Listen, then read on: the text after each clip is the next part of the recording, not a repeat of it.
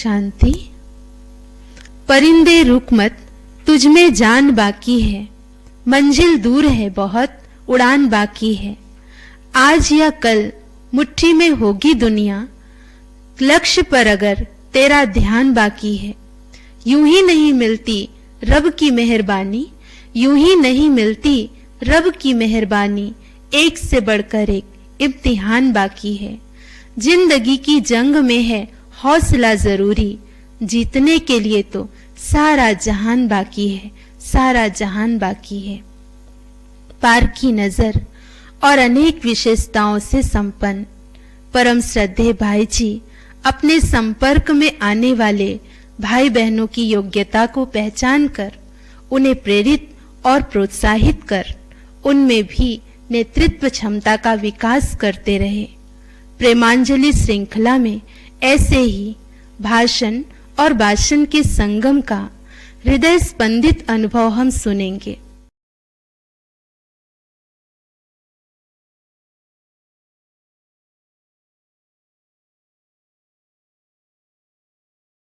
ओम शांति। वक्त की धूप हो, वक्त की धूप हो या तेज बारिश, कुछ कदमों के निशान कभी नहीं खोते। जिन्हें याद करके खुश होती हैं आंखें, जिन्हें याद करके खुश होती हैं आंखें, वो लोग दूर होकर भी दूर नहीं होते, वो लोग दूर होकर भी दूर नहीं होते। मुझे तो कोई दिन ऐसा नहीं होता होगा जो बाबा के साथ साथ भाई जी की स्मृति न आती हो। मुझे ऐसा लगता है हमारी जो दीदियाँ, हमारी वरिष्ठ दीदियाँ जो बिल्कुल अंग संग रही हैं, उनके तो कितने न जाने अनुभव होंगे जो आज भी उन अनुभवों के आधार पर वो चल रही हैं। तो बाबा और भाई जी जैसे कंबाइंड हो गए हैं, ऐसा हमें महसूस होता है। तो मुझे सेवाओं की ही कड़ी में वो बात याद आती है कि जब भाई जी देखते थे कि ये थोड़ी संकोची प्रवृत्ति की है और कहीं पर भी सेवा करने के लिए जाती है, तो जो बहनें कहती हैं, जो दीदियाँ कहती हैं, जितने प्रोग्राम देने के लिए कहती हैं, ये देती हैं, कभी भी मना नहीं करती हैं। तो भाई जी को बड़ा एक स्नेह उमड़ा और उन्होंने मुझे एक दिन फ़ोन किया और मुझसे पूछा कि मंजू बहन दिन भर में कितने प्रोग्राम दे देती हो। तो मैंने ऐसे हंसते हंसते और बड़े इसमें कह दिया, भाई जी माना एक बड़े उन्होंने पूछा है सच्चे दिल से। मैंने बता दिया कि भाई जी आज तो दिन भर में 4-5 प्रोग्राम दिए हैं, मुरली भी सुनाई है, फिर बाहर भी प्रोग्राम दिए, फिर 2 शिविर सेंटर पर भी करवाए हैं। तो फिर भाई जी ने एक हल्की सी मीठी सी डांट लगाई। तो मुझे समझ में नहीं आया कि मैंने तो बहुत अच्छी सेवा की बात कही और भाई जी ने प्यार भरी डांट क्यों लगाई।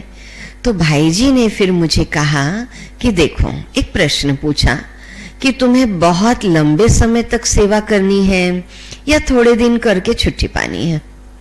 तो मैंने कहा नहीं भाई जी, बहुत लंबे समय तक सेवा करनी है मुझे।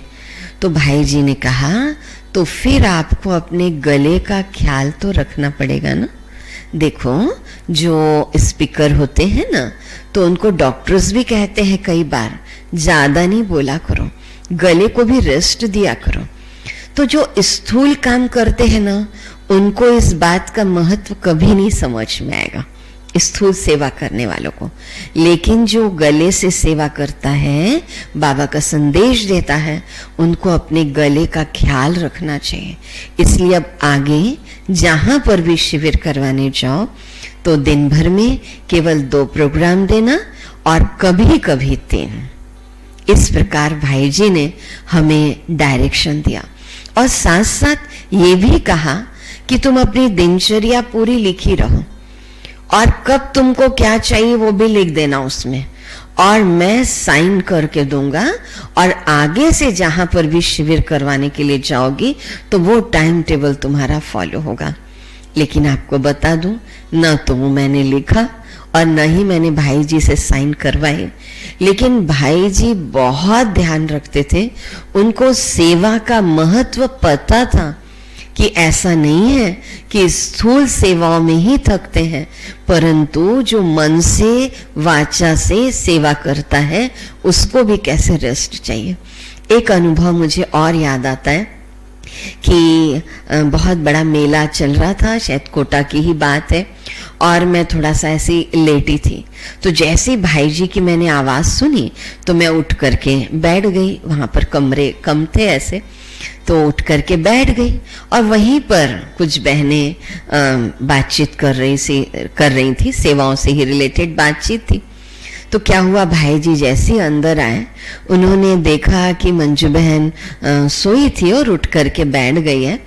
तो उन्होंने मुझे कहा सो जाओ सो जाओ, और सब बहनों से कहा कि इस कमरे से तुम लोग बाहर जा करके बातचीत करो, क्योंकि उसको शाम को शिविर कराना है। तुमको नहीं पता शिविर कैसे कराया जाता है। उसको शाम को शिविर करवाना है, उसको सोने दो। मतलब मुझे अद्भुत लगा कि शायद कभी कोई लौकिक माता पिता भी या कोई ऐसा समझ पाएगा क्या कि जो वाचा से भी सेवा कर रहे हैं तो उनको भी कुछ सोचना पड़ता है और उनको भी मन से अभी रिलैक्सेशन चाहिए, तो उनकी भी नींद अच्छी होना बहुत जरूरी है। तो ये भी भाई जी से हमने समझा, सीखा कि किस प्रकार सभी सेवाओं की जरूरत होती है और सभी सेवाओं का अपना अपना महत्व होता है।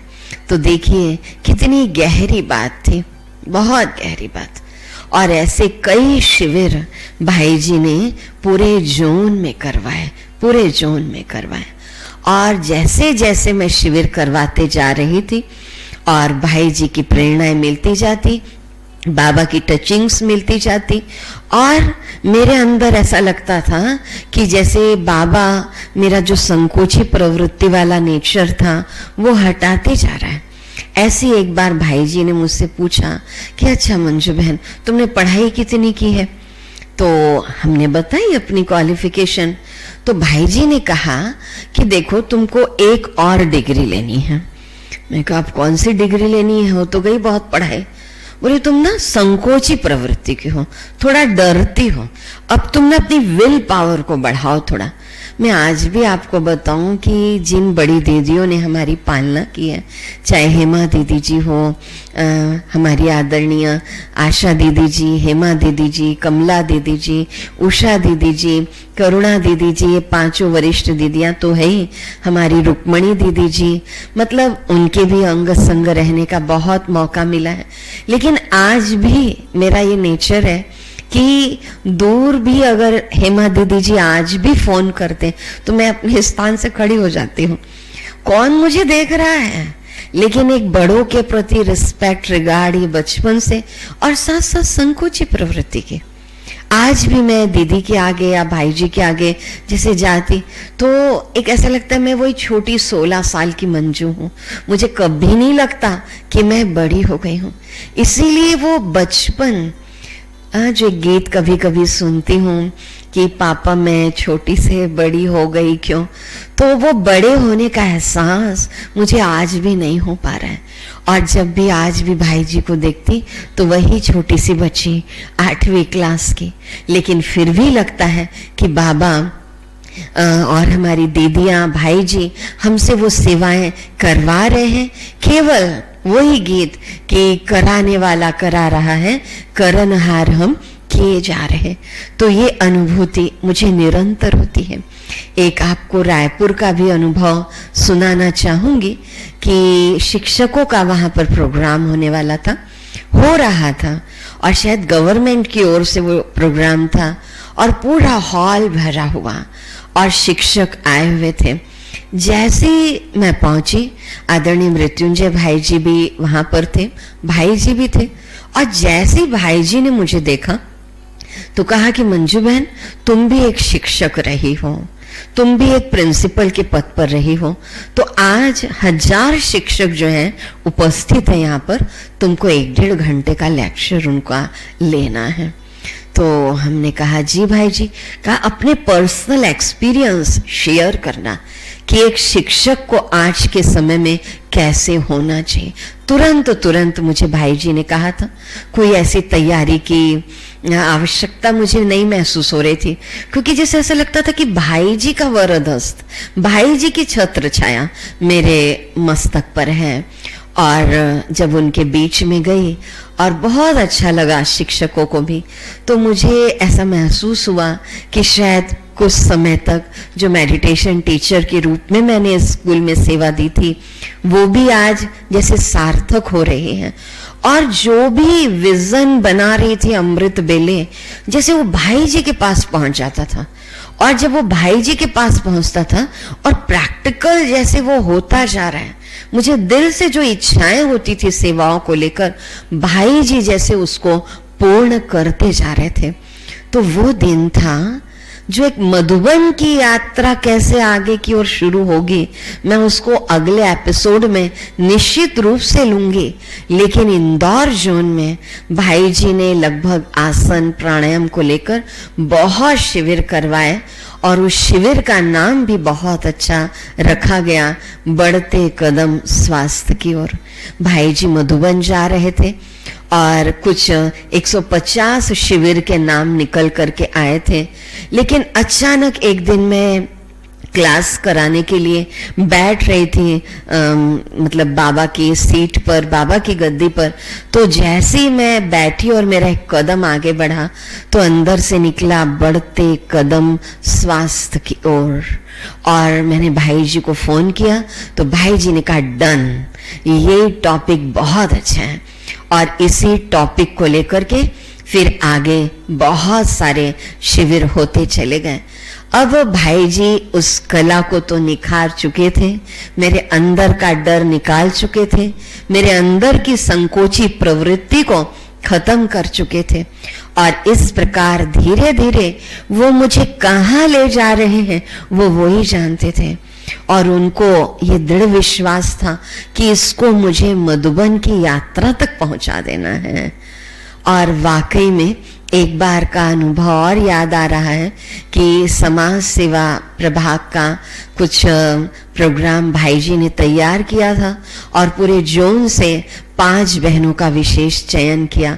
मैं वो अनुभव फिर आपके सम्मुख रखना चाहूंगी कि इंदौर ज्ञान शिखर में वो प्रोग्राम चल रहा था। तो 3 दिवसीय वो प्रोग्राम था और भाई जी खुद शाम के समय में जैसे ही शुरू हुआ वो प्रोग्राम और भाई जी बिल्कुल आगे की सीट पर आकर के बैठ गए और पूरे 1.5 घंटे भाई जी ने सुना। और मैं, भाई जी बैठे हुए हैं और एक बहुत छोटी बहन भाई जी के आगे बोल रही है, लेकिन भाई जी के चेहरे में मैंने वो महसूस किया कि भाई जी आज बहुत खुश है।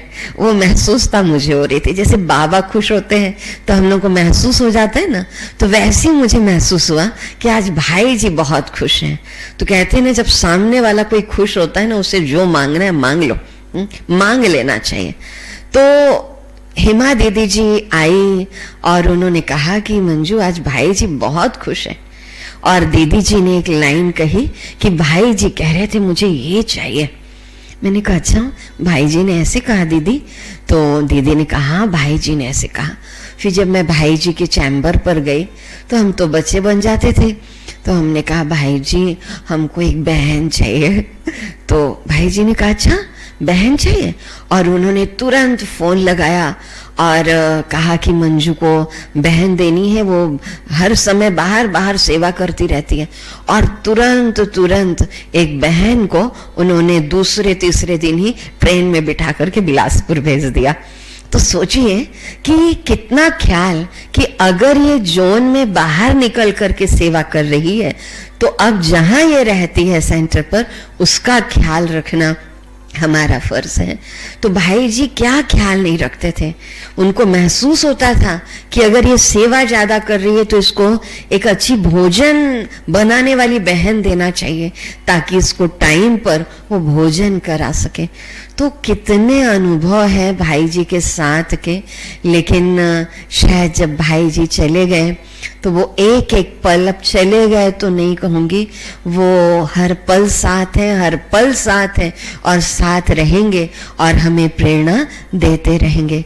तो ये अनुभूतियां जो हुई हैं एक एक कड़ी के रूप में, श्रृंखला के रूप में आपके आगे एक मोती के रूप में पिरोती जा रही हैं और इसको मैं कुछ सोच भी नहीं रही हूं, लेकिन शायद भाई जी ही अंदर से ये अनुभव की कड़ी निकलवाते जा रहे हैं, जो मुझे भी बाद में जब उसको सुन रही हूं तो आश्चर्य लग रहा है।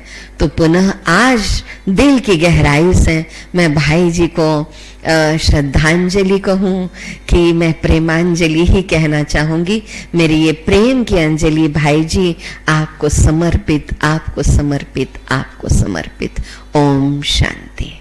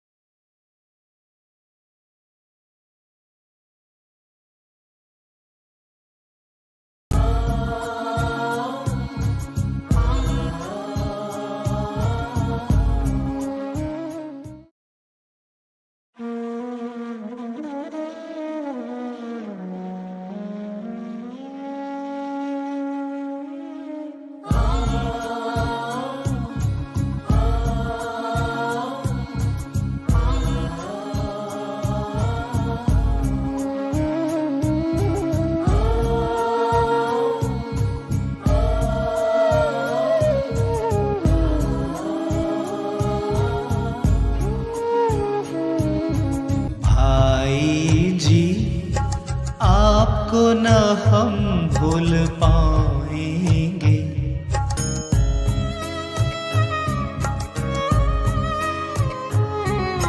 भाई जी आपको न हम भूल पाएंगे, जो साथ में बीते पल वो याद आएंगे।